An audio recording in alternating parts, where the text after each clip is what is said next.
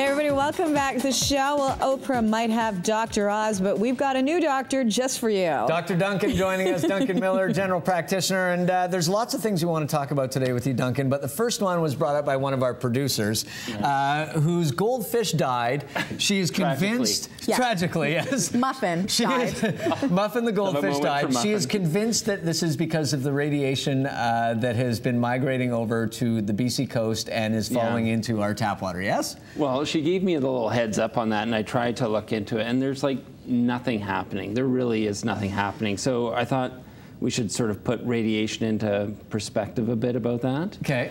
And just sort of like walking around for a year, there's these things called millisieverts, which sounds like somebody's grandmother. I don't know what that is. Millisieverts. Good old millisieverts. Sounds like a character on a 50s show. That's perfect. But like walking around for a year, you get 2 millisieverts worth of radiation. Okay. Anywhere that you are. Anywhere you are. And like chest x-ray is 0.05 millisieverts. So, you know, really, we're exposed to radiation all the time. Are you getting patients coming in asking you asking about for radiation? iodine and stuff like that to protect them. But there really is no fear here in West Coast? Not at all. No. Okay, let's talk about more important things. Let's talk about hangovers. Like hangovers. Sure. What is a hangover, first of all? What is the medical definition of a hangover? Is it an imbalance? You're an idiot? Well, just that you were pushing it, giving her a little too hard the night before, really. Is that what you write on a prescription pad? Yeah. He was giving her a little too hard? A little too hard, a little too much draft beer. So we all know that when you drink, you get dehydrated. But what causes a hangover, and is there a way to get rid of it? Well, really, I mean, a lot of it is just imbalance of electrolytes and also all the sugars that you're drinking in. And, I mean, maybe it's because you're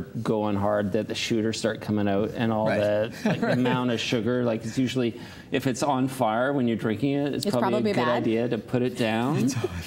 Or if you're at a place where, you know, you get green stool the next day, maybe the draft lines aren't that clean. Maybe I don't want to party with Dr. Duncan. So it's predominantly the sugar and it's the sugar and the volume. I mean, the amount that you're drinking. Well, we all hear about hangover cures, but is there something that you can do? Drinking water? I mean, a lot of people, you know, like pacing it, drinking water between rounds, you know, but that's just trying to slow you down. I'm getting a glimpse into how Duncan parties as well. I don't know about that. Between rounds. Shall we move on to sexual dysfunction? We shall. Okay. So, let's go for the Why is everyone looking at me? I don't know. Segue. No, it's fine. Sexual dysfunction has become a, I would assume, multi-billion-dollar business. It's unbelievable, and like people just come in and talk about it at the drop of a hat. And is this a good thing? I mean, to me, for society, this is probably a step forward because sexual dysfunction was something that was very much taboo. You know, hidden. You wouldn't talk about it. Yeah, totally in the closet before, and now it's like people drop a hat. I mean, 80-year-olds, I'm talking to them about their sex life now very comfortably. Makes me a little awkward, but no, it's great. It's wonderful that they bring it up. But what about the advertising industry and sexual dysfunction? I mean, is it a cure-all? Are people not tackling what's really wrong because you can get Viagra left, right, that's center? a great question. I mean, I think they're doing us a favor in terms of demystifying it and making people more comfortable bringing it up, like the 40 over 40, 40% of men over 40. How old are you, Mike?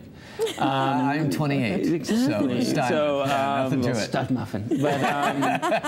But so guys come in. I mean, I had a guy who was 24 who came in asking for Viagra because, well, first of all, I said, "Can I take Viagra with ecstasy?" And I'm kind of like, well, not really sure about that, chum. But you know, he couldn't get it up when he was on ecstasy. But you can go all weekend on ecstasy. So he was concerned the combination about this. is bliss. But I kind of, you know. Is there someone when you have someone come in? And they're older and they're asking about that. For you as a GP, does this trigger some thoughts on some other things that might be going on with your system? Smoking, you know. Really? Yeah, smoking dings small blood vessels. Again, sorry to bring that up, Mike, but smoking brings small blood vessels. And so if they're having trouble with their erections, you kind of wonder what's going on with their heart. Another reason not to smoke. Right? Another reason not to smoke. Let's talk about wait. Is this something that you would, not that I'm super interested in the subject. You seem to be staying on this one, so I'll let you ask all your questions. Well, but I think for people this is important. I mean, does that usually, do you have to have a checkup before Viagra, before you take these things? Yeah, you should. Yeah, you don't want to get it off, you know, Jim Bob in the back alley out of a Chevy, right? Like you should sort of figure out why is it happening. Right.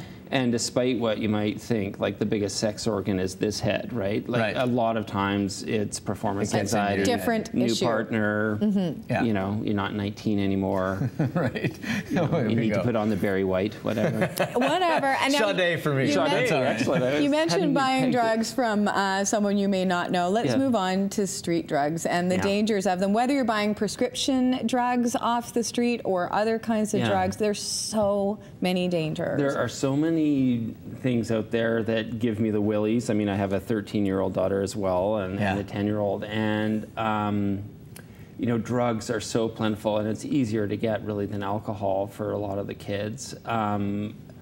I've had some people tell me that they prefer stuff like the date rape drug because they get a bit of a buzz off it, but there's no calories. So you've got like... People take it on purpose? Yeah, they take it on purpose so that they can get a bit of a buzz off that, but there's no calories, right? Duncan. Oh my gosh.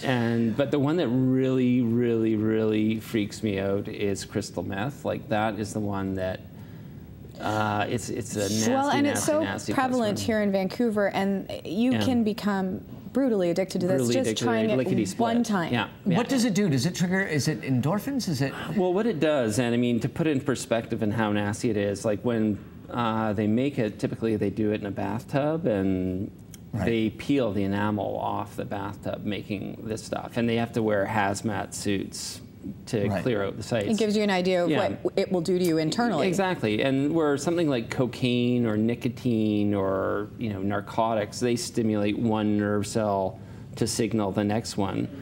Crystal meth basically kills that nerve cell permanently and releases like this supernova of stuff that goes out. So you get like the wicked high, but it ain't coming back. And like that nerve cell is never regenerated. You're literally making Swiss cheese out of your brain, right? That's unbelievable. No, but when you, if you talk to your kids openly about this kind of stuff, it really can have that effect of scaring them straight. I mean, I mean, and you have to. I mean, it's naive not to think that they're not going to be exposed to this stuff, right? And it's good that they have that knowledge going in. Giving them the real repercussions. Like. And I mean, back to the date rape stuff. I mean, I've had people at a couple of girls in grade 11. They were at a dry pre-grad, and somebody slipped them something in that. And if it weren't for friends sticking with them and kind of realizing that they would have been in deep trouble. So if you're in a situation that you feel like, whether it's Rohypnol or whatever, people slip in drinks, I mean, what can going to the emergency do for you? Well, they basically just provide you with support because, well, they may, but also they just have to keep an eye on you because people get totally knocked out, right? They may need to support your breathing and